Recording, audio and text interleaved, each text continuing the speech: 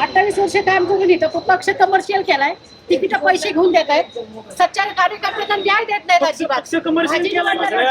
मोठी आणि वाईट परिस्थिती अशी सचिन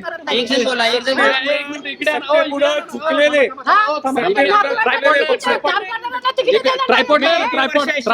ट्रायपॉडला हो. शिवसेनेत मी 15-20 वर्ष काम करत होते. काय झालं? तुमचं नाव काय? तुमचं नाव काय? तुमचं माझं वैजयंती माने. कुठून इच्छुकडून नवी पेठमध्ये बोललीये. नवी पेठमध्ये माझं कमर्शियल म्हणजे पैसे देऊन अक्षरशः तिकिटाचा भाव मागितलेलं नाही आम्हाला. किती पैसे एक मिनिट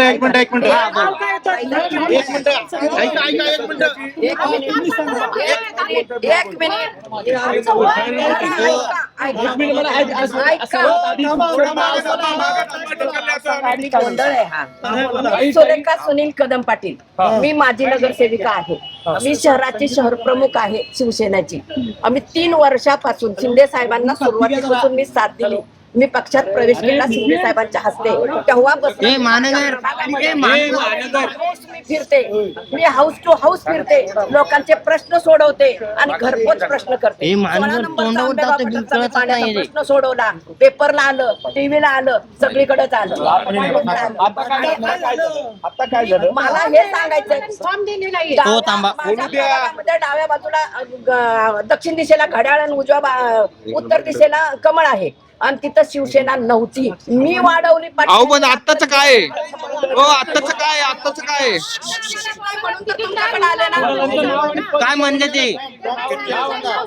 2 महिला ओपन वॉर्ड असताना सुद्धा माझा तिथं हे बर कुणाला दिले? घराच्या बाहेर पडल्या नाहीत अशा दोघी बसवण्यात. कोण